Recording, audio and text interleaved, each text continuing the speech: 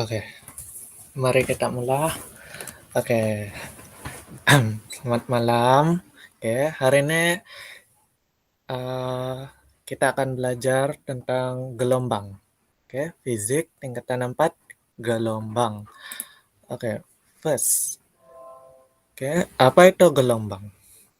Gelombang ialah sesuatu yang dapat dihasilkan apabila satu sistem berayun atau bergetar di dalam satu medium. Oke, dia macam gelombang nih, eee, sim kalau mau cakap dengan simpel, dia ialah dia boleh, mmm, apa nama dia, dia boleh menghasilkan getaran dan, eee, ber berayun, oke, dalam satu medium. Medium ini maksud dia, ruang, begitu, oke. Yang kedua, gelombang ini dapat memindahkan tenaga tanpa memindahkan jirim. Oke, dia tidak mengubahkan keadaan jirim. Keadaan jirim ini macam pepejal, cecair, ataupun gas. Oke, Eh, ya, gelombang dapat memindahkan tenaga. Kita sudah belajar masa UPSR, kita pernah belajar tentang ini, oke. Masa PT3 tingkatan 2 kalau tidak silap kita pun pernah belajar yang gelombang bunyi kan, eee, berapa, lupa sudah, tapi, yang saya masih ingat kita pernah belajar gelombang bunyi, di situ dia ada katakan yang frekuensi boleh memindahkan tenaga kan, dan, gelombang juga, ialah gerakan ulang-alik. Ulang-alik macam Nina, macam ini, gerakan ulang-alik. Dia konsisten gerakan ulang-alik dia. Oke, mengikut satu lintasan yang tertutup. Oke, ini contoh-contoh gelombang. Ini gelombang air, ini gelombang bunyi yang dihasilkan oleh kompang apabila kita palu dia. Oke. Jenis-jenis gelombang. Ya, gelombang merupakan satu bentuk. Oke, oke, ada orang join. Oke. Merupakan satu bentuk objek semasa gelombang merambat melaluinya. Ini dikatakan profil gelombang. Oke. Gelombang kita boleh bahagikan kepada 4 jenis, yaitu gelombang progresif, gelombang pegun. Oke. Apa maksud gelombang progresif? Gelombang progresif ialah satu profil gelombang yang merambat dengan massa. Dia boleh memindahkan jirim. Dia boleh memindahkan tenaga dan amplitude. Oke, amplitude nanti kita belajar apa itu amplitude. Oke, adalah kekal sama. Oke. Gelombang pegun. Oke, gelombang pegun bermaksud profil gelombang dia tidak merambat dengan massa. Senang ya mau kasih beza, yang progresif nih boleh merambat dengan massa, tapi pegun dia memang tidak boleh merambat dengan massa. Dia juga tidak boleh memindahkan tenaga, dan amplitude sentiasa berubah dari sifar kepada not dan anti not. Apa itu not dan anti not? Nanti kita akan belajar pada bab resonance, oke? Dan ada juga gelombang mekanik, yaitu gelombang yang memerlukan medium untuk pemindahan tenaga. Dia juga boleh terdiri dari getaran zarah dalam medium. Oke, contoh dia gelombang bunyi, gelombang air, gelombang seismois. Oke, itu adalah contoh gelombang mekanik. Gelombang keempat pula ialah gelombang elektromagnet. Gelombang ini, oke, dia tidak perlu medium untuk pemindahan tenaga. Dia bebas. Dia perlu ada medium, oke, untuk dia pindahkan tenaga dia. Dia terdiri dari satu ayunan medan elektrik dan magnet juga yang berserenjang dengan satu sama lain. Kita tadi belajar tentang progresif pegun. Progresif pegun kita boleh kasih beza dia dengan satu, massa. Dua, dia boleh pindahkan tenaga atau tidak. Dan ketiga ialah amplitude. Itu yang boleh membezakan antara progresif dan pegun. Oke. Tetapi kalau mekanik dan elektromagnet, kita boleh kasih beza dengan medium. Dia perlukan medium atau tidak. Itu. Dan dia boleh dibezakan dengan getaran zarah juga dalam medium. Macam mana dia memindahkan tenaga itu. Oke. Kita tengok gelombang progresif. Oke. Sebenarnya gelombang progresif ada dua juga, yaitu satu melintang, satu membujur. Melintang, dia macam, oke. Ini contoh gelombang melintang. Oke. Ada puncak, ada lembah. Itu melintang. Gelombang membujur pula dia macam ini. Dia ada mampapan sini, P mampapan, dan dia ada regangan Q. Ya, ini adalah gelombang melintang. Ini adalah gelombang membujur. Macam mana kita mau tahu? Gelombang melintang, ingat ya tali. Apabila kita kasih naik dan turun. Naik turun, dia akan jadi macam ini. Yang gelombang membujur pula, ingat ya macam spring. Dia boleh meregang dan mampat.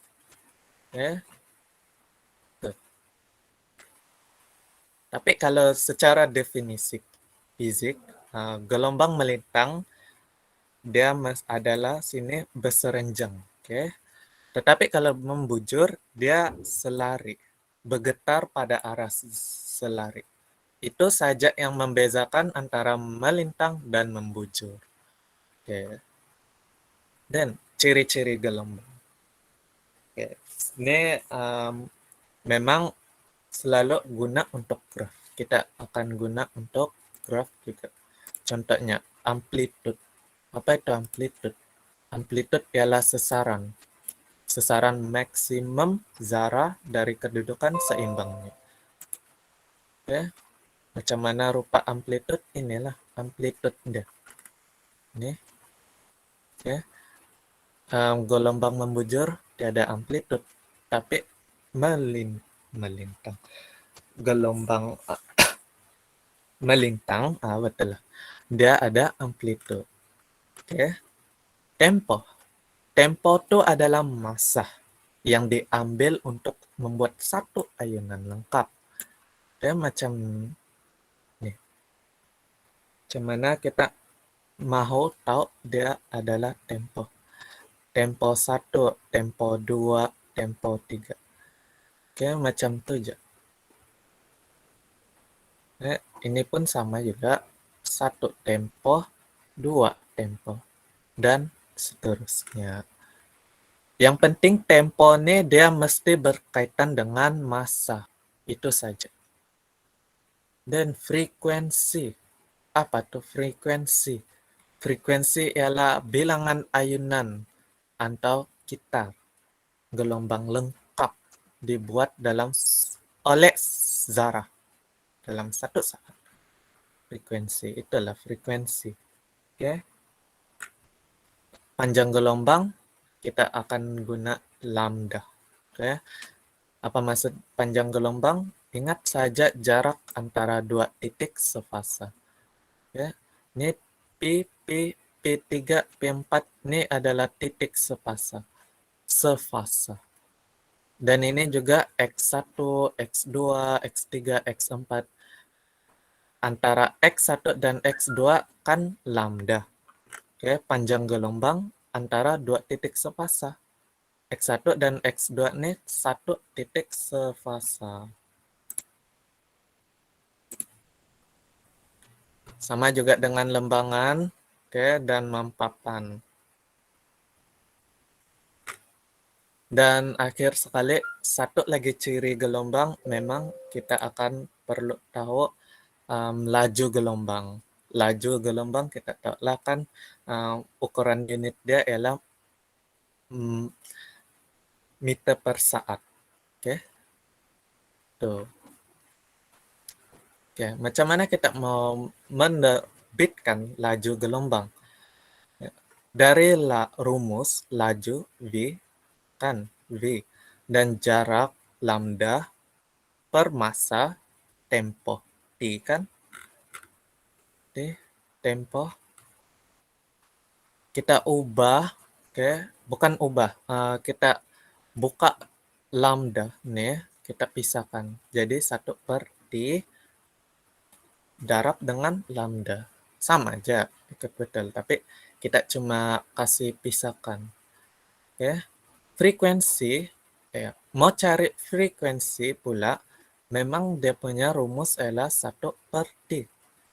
Jadi, laju gelombang V, kita boleh buat V sama dengan F darab lambda. Ya. Ini kalau tidak diberikan tempo, kita boleh guna frekuensi. Sebaliknya dengan laju gelombang lambda per massa. Ini tahu kan lambda jarak mesti unit meter. Jarak unit dia meter. Massa pula unit dia saat. Oke. Ada dua jenis graf yang kita belajar dalam fisik gelombang ini. Satu, sesaran lawan massa. Dan kedua, sesaran melawan jarak. Yang membedakan dua graf ini ialah nih, tempo dan panjang gelombang ataupun lambda. Ini dua yang membedakan kedua graf ini.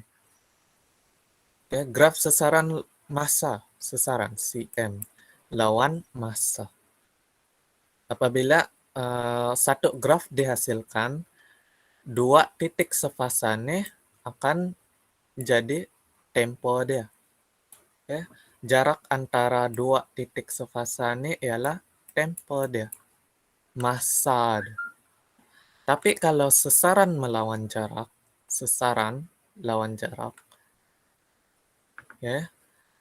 dua titik sefasanya adalah lambda. Gitu saja.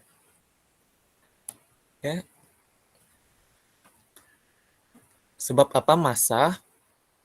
Sebab tempo. Kita ukur paksi X ini kan, ini paksi X. Kita guna massa. Jadi kita ukur dua titik sefasanya guna tempo. Tapi kalau jarak, kita guna paksi X nih. Kita guna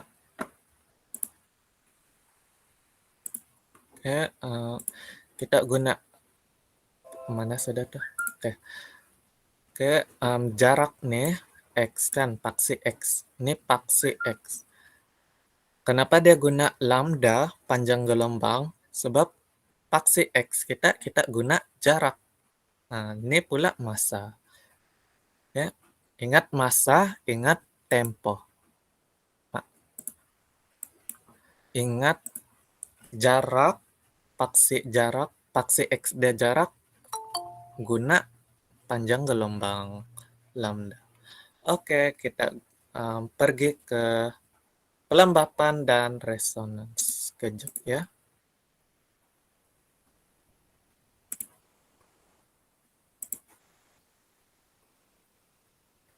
Hello. Ya, yang baru masuk, selamat datang.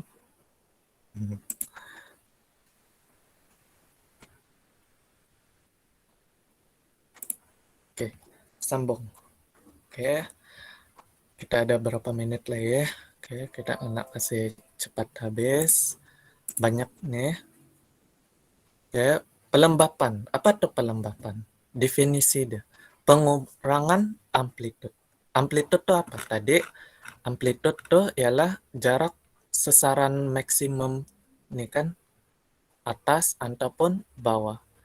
Amplitude. Oke, gitu. Itu amplitude. Nih, lama.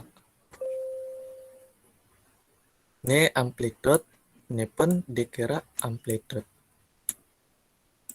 Oke, paham? Dan dia satu sistem yang berion mengakibatkan kehilangan tenaga. Kan tadi kita belajar yang gelombang ikut betul, dia tidak kehilangan tenaga. Tapi kalau dia menghilangkan tenaga dia sendiri, tenaga dia makin berkurang. Kita panggil dia ialah pelembapan. Pelembapan pun ada dua jenis, yaitu luaran yang mengatasi daya dan dalaman selalunya kehilangan tenaga sebab regangan dan mempapan. Oke. Ingat luaran. Luaran untuk kan nih regangan dan mempapan. Ingat saja yang regangan dan mempapan nih graf nih apa nama dia nih gelombang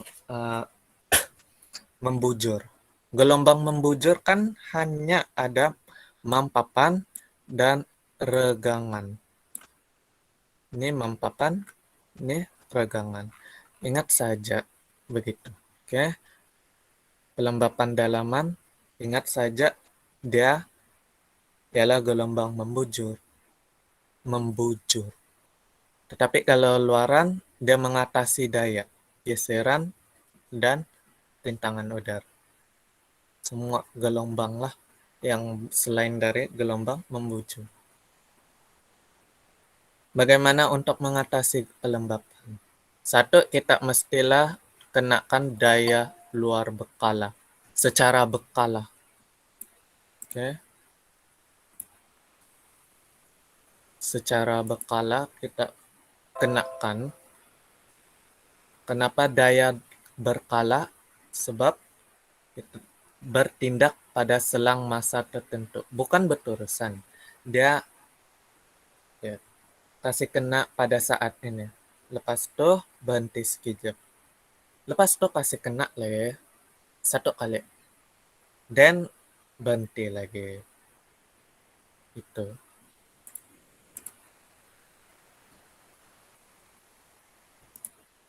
Dan kita boleh mengatasi pelembapan juga dengan memindahkan tenaga ke dalam sistem untuk menggantikan tenaga yang hilang. Nah, ini adalah graf pelembapan. Ya, amplitude dia semakin berkurang. Itu saja. Pelembapan ingat saja yang amplitude dia akan semakin berkurang. Yang lain tak akan berubah.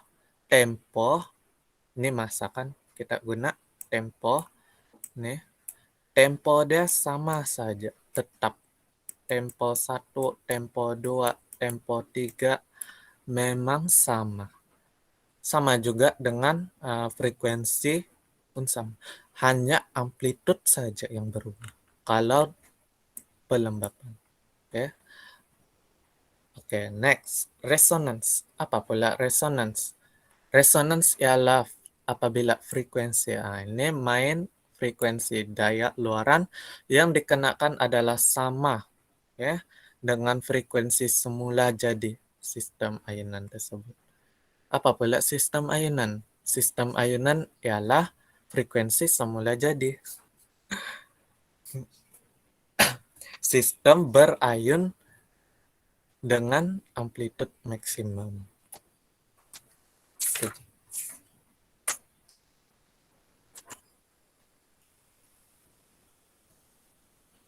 Oke.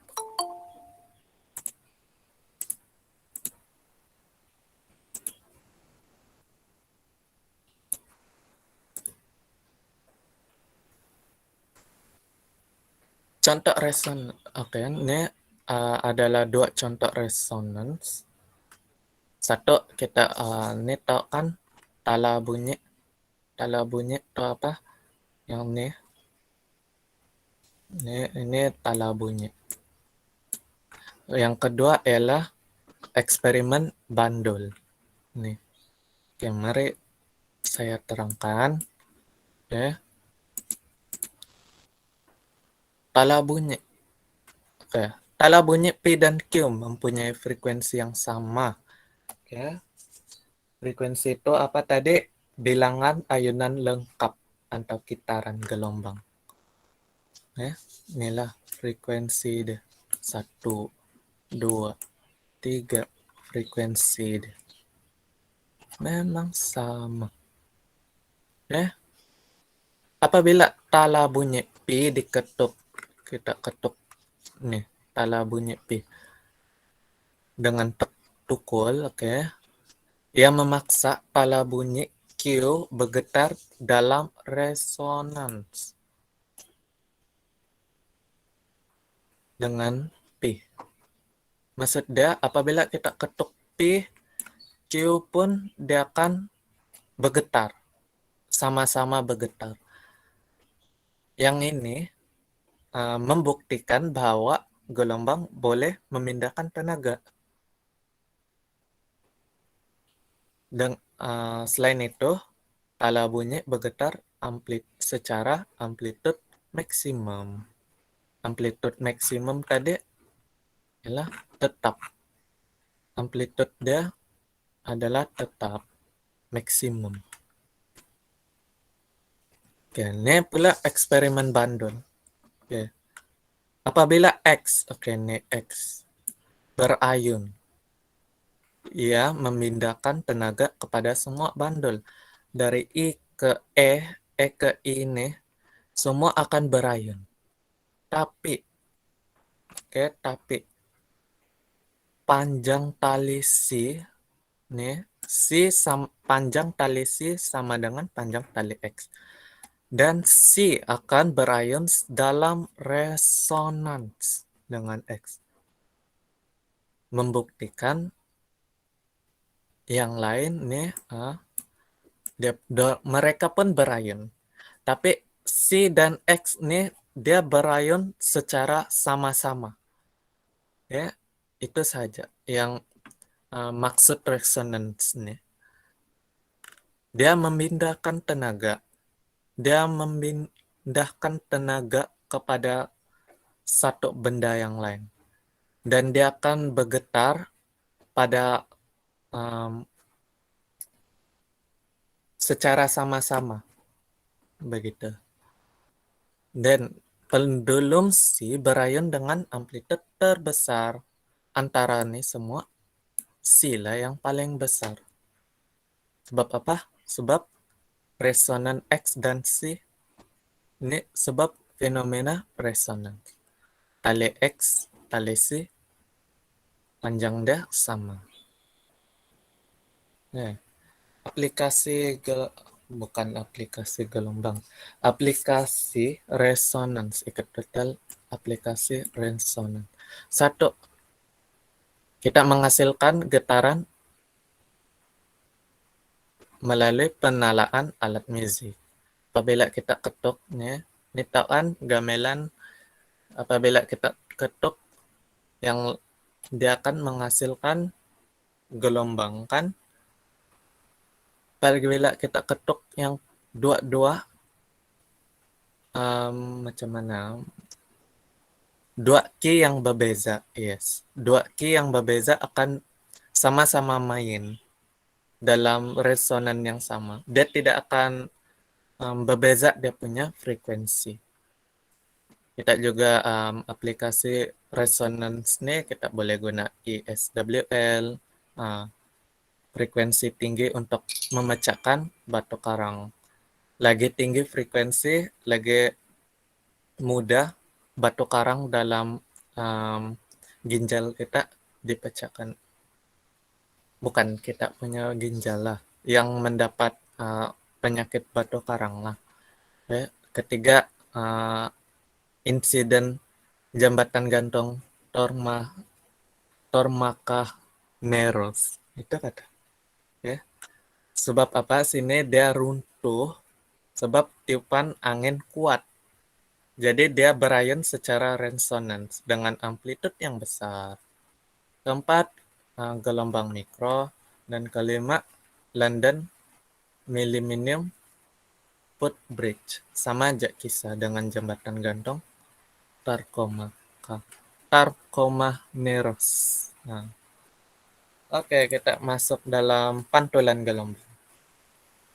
Oke. Tidak apa. Kalau ada yang tidak paham, nanti saya akan buat TikTok. Oke. Saya akan coba try buat TikTok untuk fisik. Ya, boleh kan? Oke, kita masuk pantulan gelombang. Apa? Oke. Dalam background ini pun tak sudah. Macam mana gelombang dipantulkan. First, muka gelombang itu apa? Muka gelombang itu adalah satu jalur dan garisan atau garisan yang menyambung semua titik sefasa. Contoh lah, sini X dan sini X. Ini adalah titik sefasa. Nih, salah.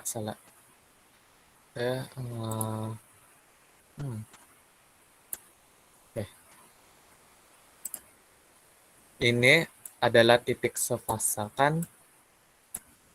Dua nih titik sefasa. Tapi dia cakap sini satu jalur dan garisan menyambungkan semua titik sefasa. Maksud dia ini, nanti bingung pula. Guna pen. Maksud dia ini satu titik sefasa nih, ini dua warna merah nih ialah muka gelombang. Oke. Ataupun arah perambatan gelombang beseranjang. Beseranjang nih tahu kan 90 derajat dengan muka gelombang. Panjang gelombang lambda adalah jarak di antara inilah warna hijau nih panjang gelombang. Oke. Simple, oke. Muka gelombang tuh adalah nih yang warna merah nih. Ini adalah muka gelombang. Jalur cerah dia bilang kan. Jalur gelap ini pun muka gelombang juga. Sebab dia macam nih. Katakan lah.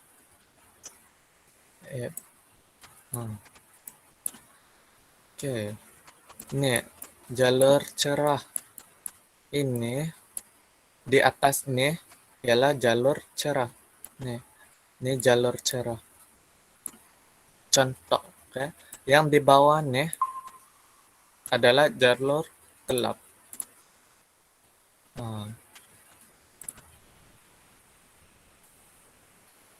Ini pula contoh, macam saya sudah katakan tadi, jalur cerah, ya, ini kita boleh cakap puncak, dia adalah puncak. Contoh, apabila sinar cahaya bergerak melalui air, ini air lah, katakan air. Dalam satu tangki riak, satu siri jalur cerah dan gelap terbentuk atas screen, seperti yang ditunjukkan inilah. Menunjukkan mekanisme pembentukan jalur cerah dan gelap oleh cahaya, sinar cahaya. Nah, macam ni. Oh, ni. Pula. Aduh, salah. Sepatutnya yang ini sini kan. Tidak apa. Tidak kayak ini dulu. Cahaya. Oke, dia katakan sini. Jalur gelap. Oke. Jalur gelap, ingat saja dia ada titik minimum. Oke. Jalur cerah dia adalah maksimum. Ini titik maksimum, ini titik minimum.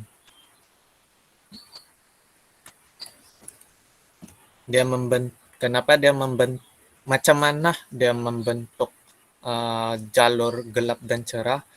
Ada juga nanti kita akan belajar, kalau saya tidak silap, ada keluar tentang pembiasan cahaya bab 6. Tapi apa yang saya nak katakan ialah gelombang nih, jalur gelap, sebab dia adalah titik minimum dia. Jadi cahaya kan dari atas dia boleh tembus masuk bias secara penuh lah. Macam mana? Penuh. Okay. Dia boleh tembus lurus, garisan lurus. Tapi kalau dia ada puncak, ini puncak, dia akan membias, terbias dan menumpu ke satu arah yang hampir sama. Itu maksudlah. Oke. Jadi kita boleh katakan yang B ini ialah sefasa. Dan dia sefasa, dan kita boleh katakan ini adalah muka gelombang. Garis AB yang menyambungkan titik-titik sefasa dalam satu gelombang dikenali sebagai muka gelombang. Garis CD juga ialah muka gelombang. So simple dia, muka gelombang itu adalah, ingat saja nih lah, puncak. Ada puncak yang menyambungkan dua titik sefasa. AB ini dua titik sefasa. Hanya begitu. Oke, then pantulan. Apa tuh pantulan? Alamak. Perubahan tidak nampak pula.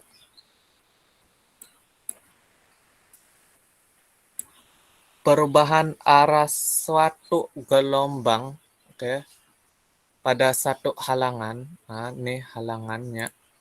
Ini halangan. Oke. Dan bergerak kembali ke arah datangnya gelombang itu. Maksud dia dari arah ini kan. Ini arah. Oke, gelombang datang dari arah nih. Terus ada halangan. Katakan pemantul satane adalah halangan.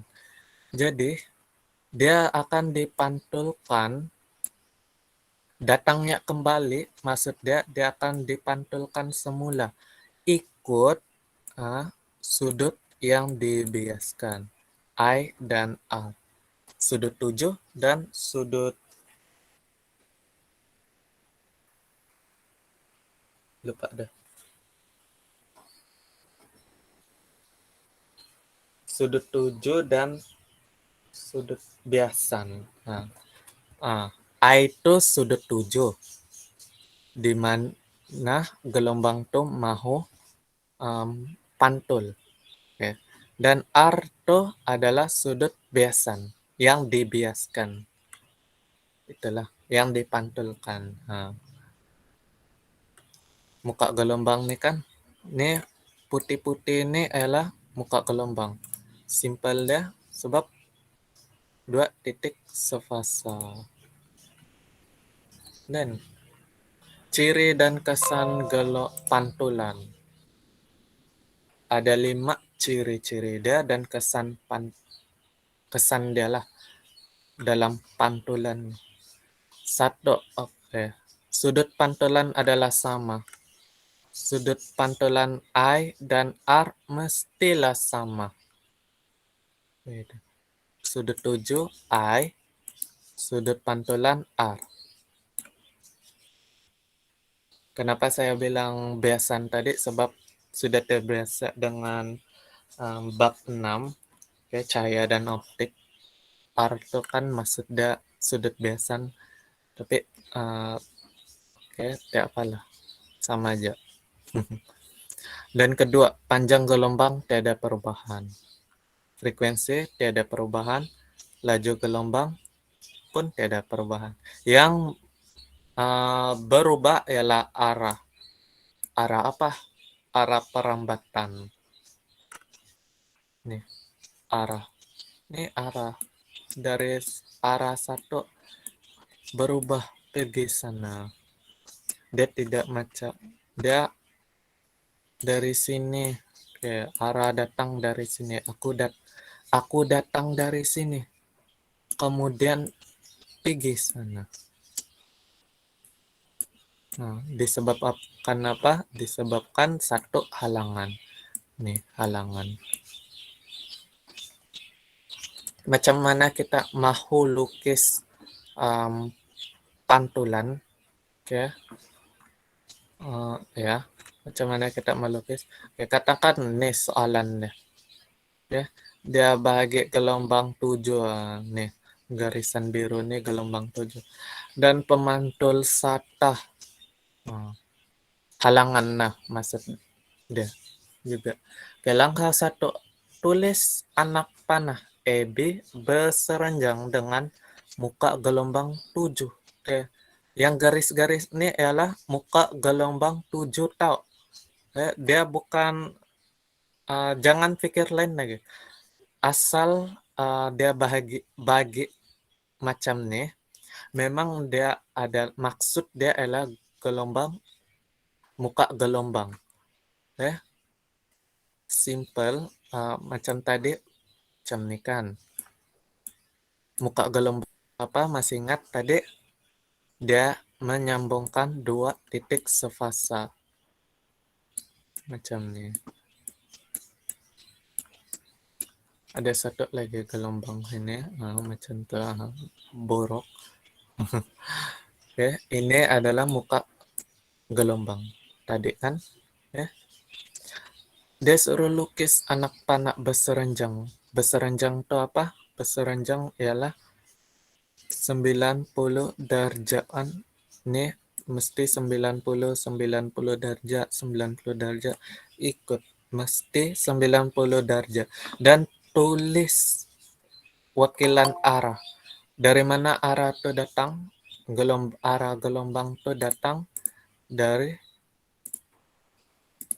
arah gelombang itu datang dari sini kan. Langkah 1 selesai. Langkah 2, lukis garis normal BN.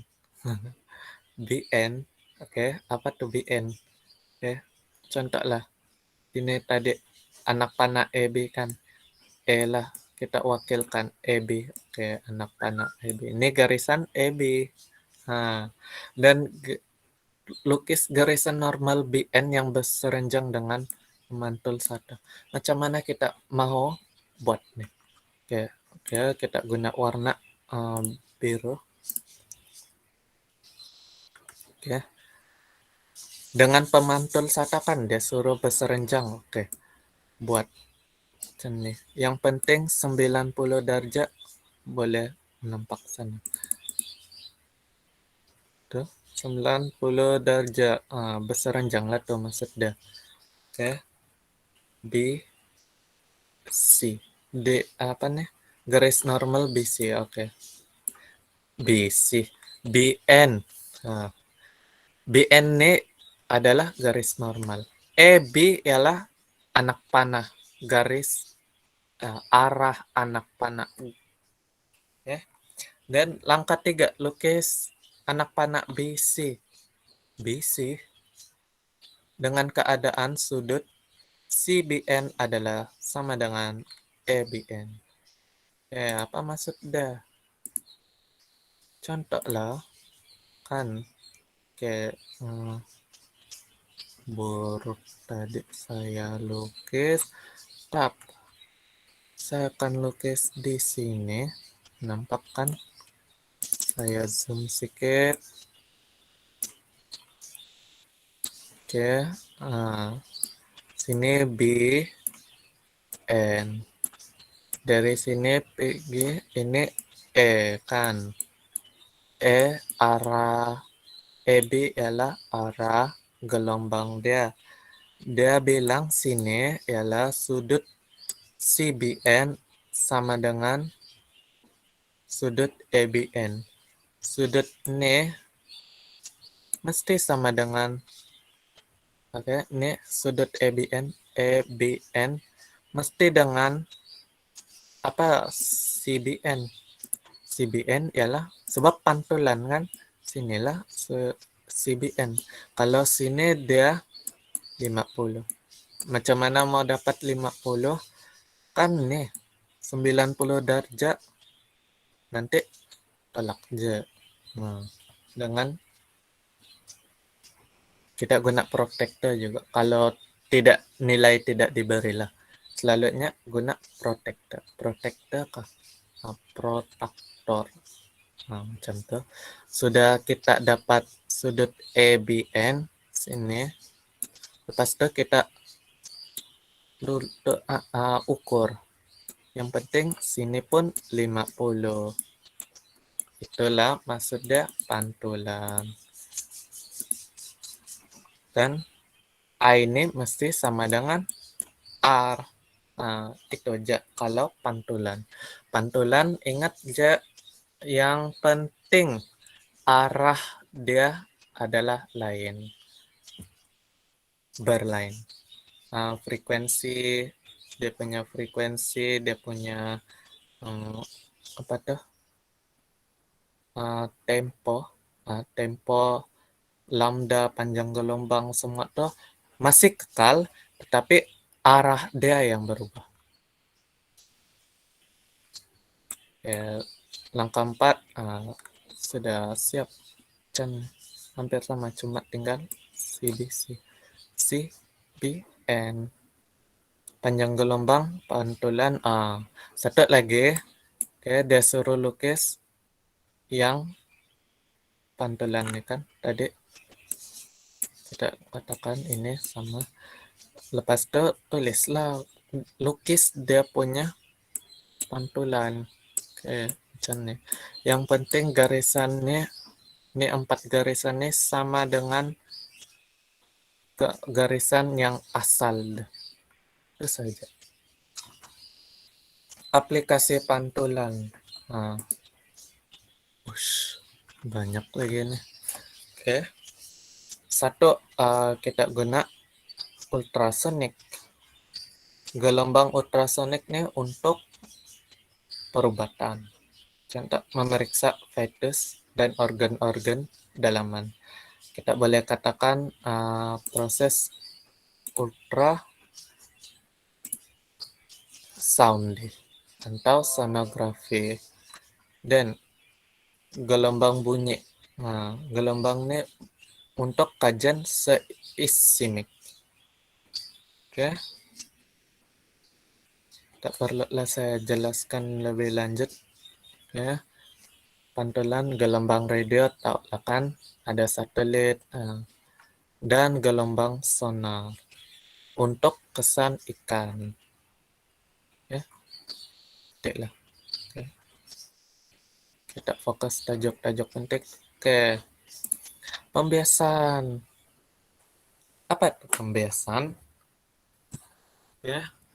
Pembiasan ialah perubahan arah rambatan gelombang yang disebabkan oleh perubahan hal laju gelombang apabila merambat dari satu medium kepada medium yang lain. Macam nih, Nah, contoh dia macam pantulan, tapi ini tidak halangan. Oke, dia gelombang tuh masuk yang macam mana? Dia simple, secara simple keterangan dia macam nih. Oke, ini arah. Oke, arah gelombang air nih masuk. Contoh lah, laju dia sini adalah 50 meter per saat. Oke. Tapi dia masuk kawasan nih, nampak tuh. Dia masuk kawasan nih, terus berubah pergi apa? Contoh lah 70 kah? Contoh. Oke, dari kawasan air dalam ke kawasan air cetek. Nanti saya kasih tahu. Oke. Yang penting pembiasannya adalah perubahan laju dan gelombang merambat dari medium. Medium dia dalam, kawasan dalam ke kawasan cetek. Kawasan dalam ke kawasan cetek. Itu saja tentang pembiasan. Ada 3 contoh gelombang pembiasan yang kita belajar. Satu adalah gelombang air yang boleh menyebabkan dia dibiaskan ialah kedalaman air, macam saya cakap tadi, dalam ke cetek, cetek ke dalam. Kedua, gelombang bunyi. Kenapa? Ketumpatan udara apa sini yang boleh dikatakan ialah sama ada udara panas ataupun udara sejuk. Gelombang cahaya pula dalam pembiasan kita boleh katakan sama dia indeks biasa selalunya. Oke.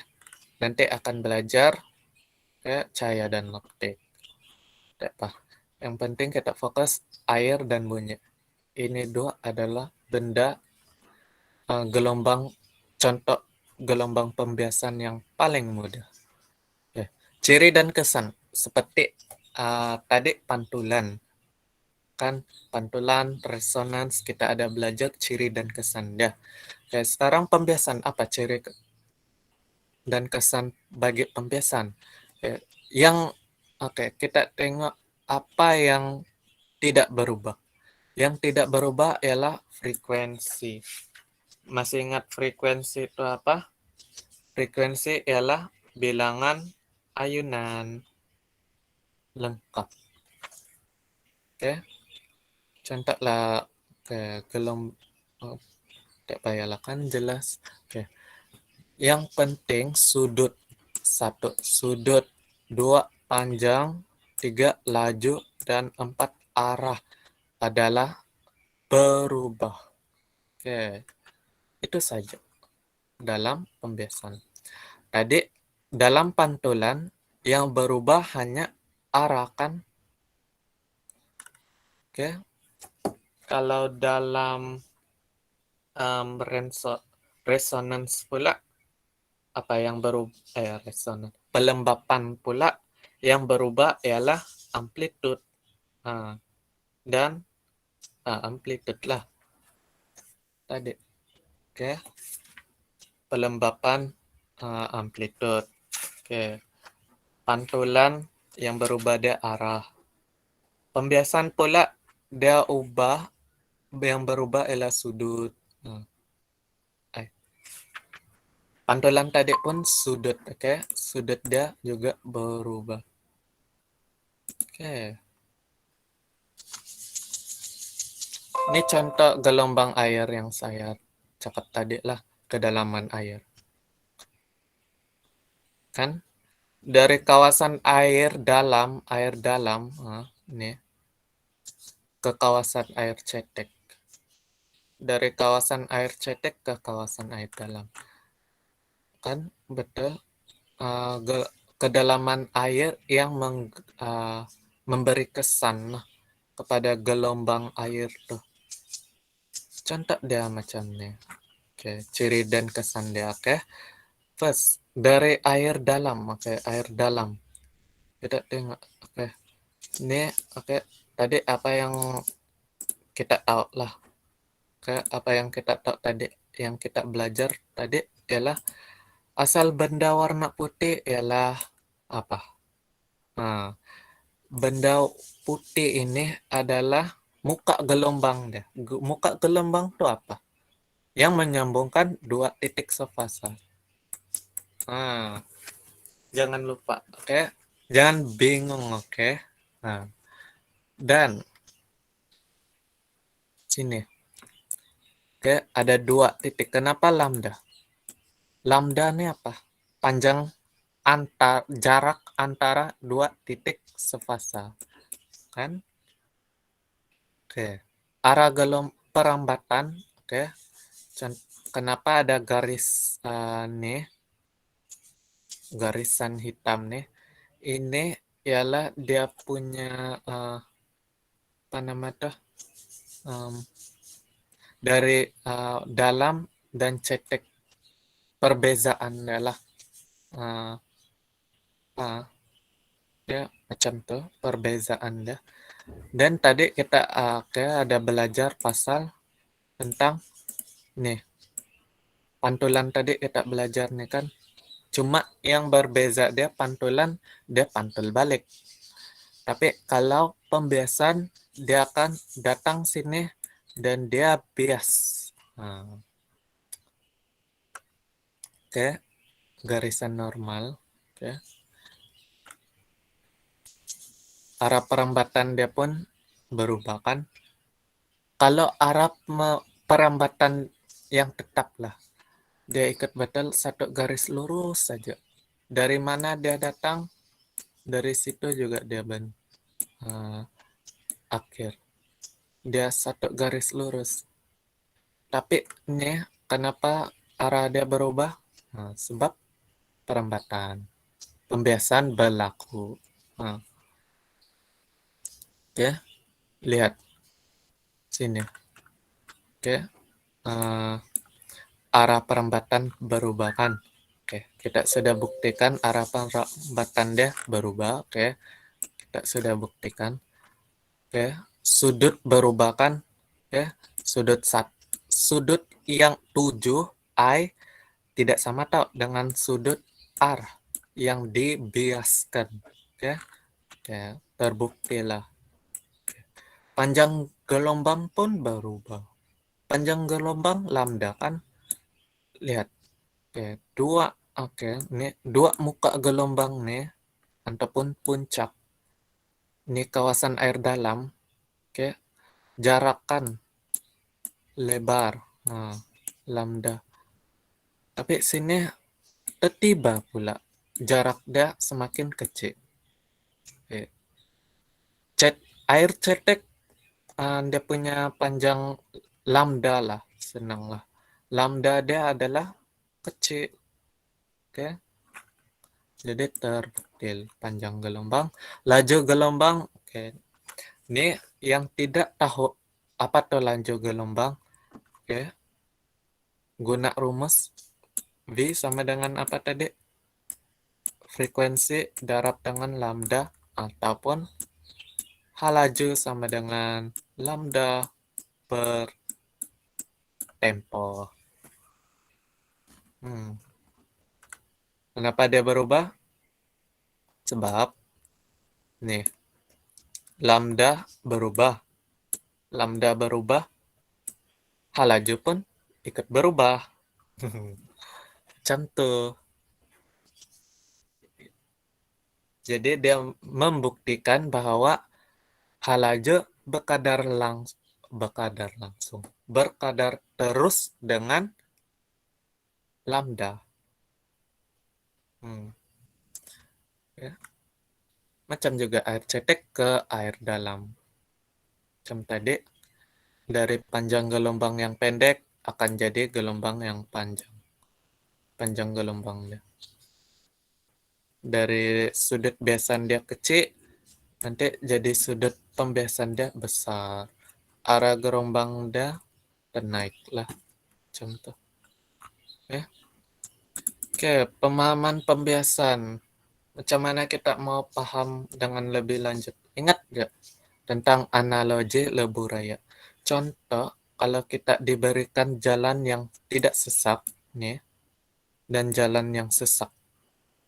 Apa yang membedakan dua-dua jalan nih? Ialah satu, kurang tepat. Oke. Nah, sedikit ya kendaraan kan.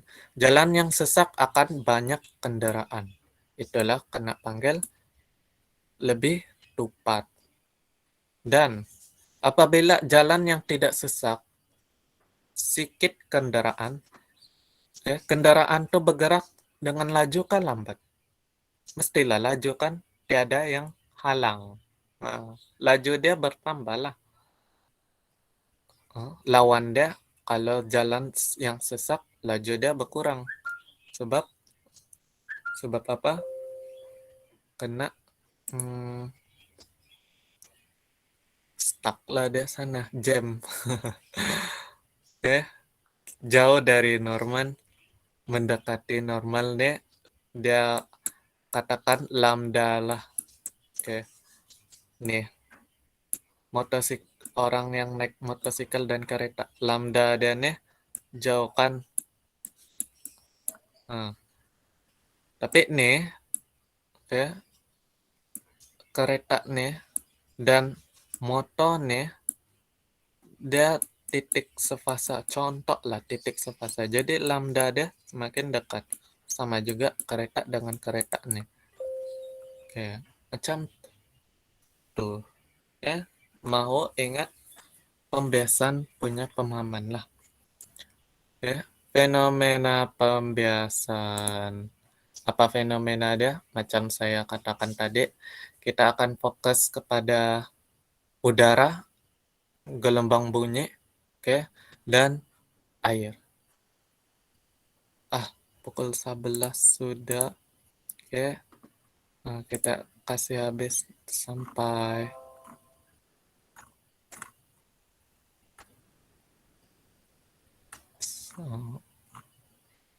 tinggallah nanti. Oke. So, pembiasan. Oke, udara. Kita tengok yang ini dulu. Oke, siang. Siang udara dia lebih panas. Bergerak akan lebih cepat bergerak dalam udara panas. Jadi bunyi dibiaskan ke arah atas. Bunyi tidak jelas kepada pemerhati. Oke. Dan malam pula lapisan udara dekat tanah adalah lebih sejuk. Nih, lebih sejuk. Udara dia sejuk lah. Bunyi bergerak lebih perlahan dalam udara sejuk. Tadi sini udara panas ini dekat tanah kan. Jadi bunyi bergerak lebih cepat. Lebih cepat dia bergerak. Kita tengok yang macam nih. Lebih cepat dia bergerak, lagi jauh dia punya jarak antara dua titik inilah. Makin jauh tidak sama dengan di atas lah. Itu sebab kenapa bunyi boleh terbias ke arah atas pada waktu siang. Sebab dia punya jarak di bawah, jarak titik sefasa, dia lambda kan, dia semakin besar. Kalau semakin besar, semakin jauh lah. Semakin jauh titik sefasa itu, semakin laju bertambah, semakin kurang lah tempat.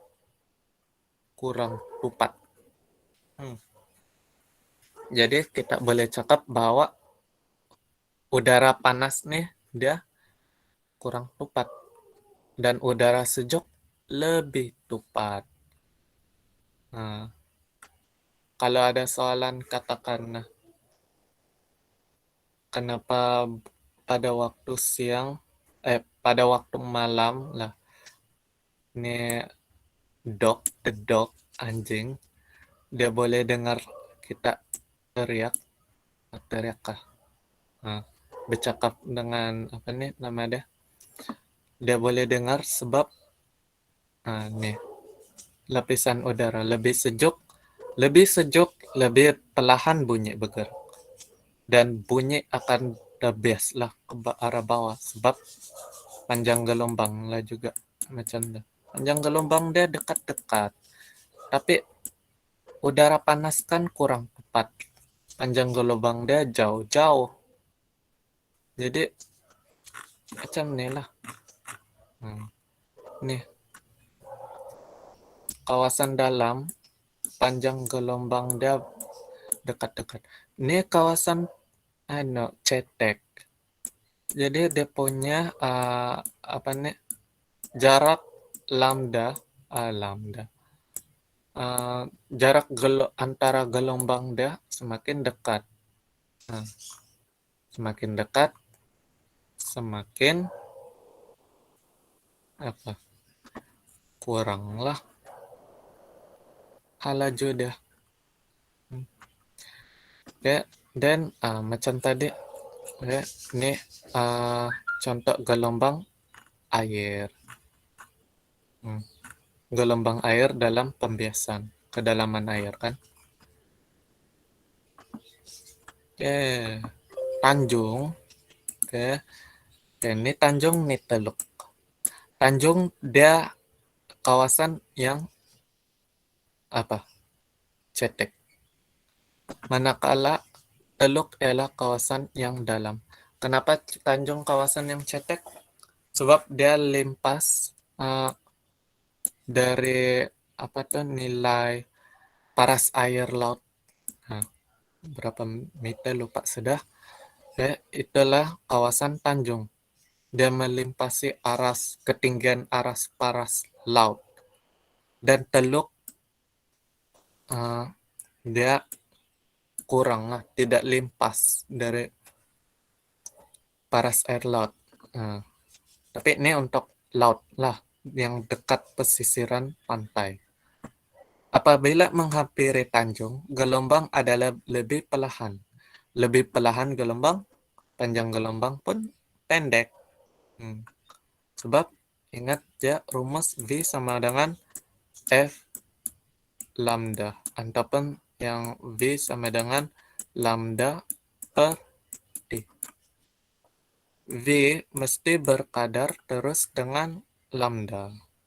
Itulah sebab kenapa lebih perlahan V halaju lebih perlahan, dia punya panjang gelombang lambda pun semakin kurang, semakin pendek. Apabila menghampiri teluk kan kawasan dalam. Gelombang adalah lebih laju. Panjang gelombang mestilah lebih panjang. Perbezaan antara dua ini sebab muka bumi melengkung. Muka gelombang yang melengkung dan mengikut bentuk tepi pantai. Muka gelombang masih ingat kan tadi? Dan tenaga ditumpukan ke arah Tanjung, disebarkan dari teluk.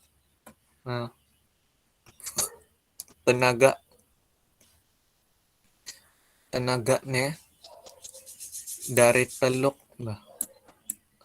dia akan ke Tanjung. Tenaga dia, amplitude di Tanjung adalah lebih besar daripada di teluk. Amplitude masih ingat nih, jarak sasaran maksimum ini 2 amplitude.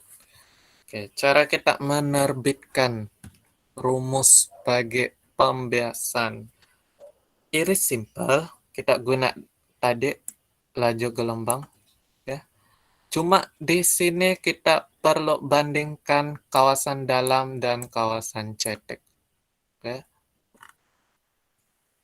Bolehkah guna untuk bunyi nih gelombang bunyi? Boleh, tidak masalah sebab yang membezakan gelombang air dan gelombang bunyi adalah air kan kedalaman air. Eh, tapi bunyi ialah ketumpatan lah, ketumpatan udara dah.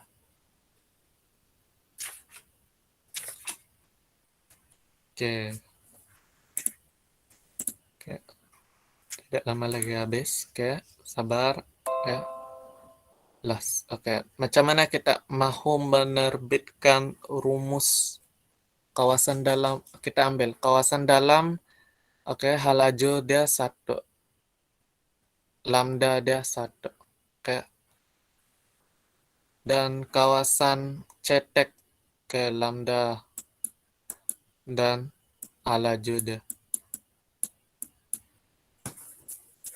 Lepas itu kita pindahkan lambda ke sebelah kiri. Pindah ke kiri jadi bahagi. Tinggal lagi frekuensi. Itu sebab kenapa frekuensi tidak perubahan dalam pembiasan. Simple kan? Yang lain tuh berubah. Hanya frekuensi saja tidak berubah.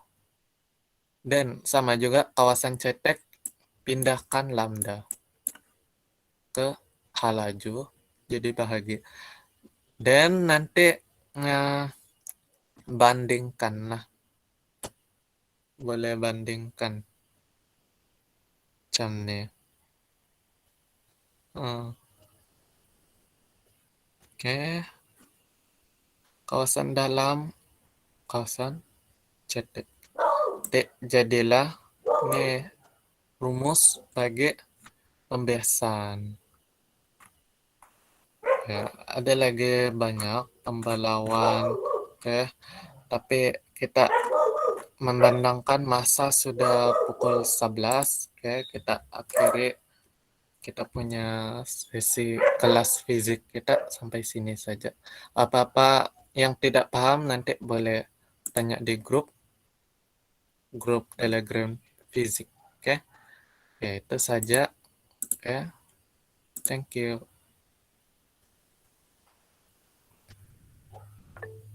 Terima kasih, Sir. Aduh. Saya bukan masih senior kamu lah. Batch 04. Oke. Oke.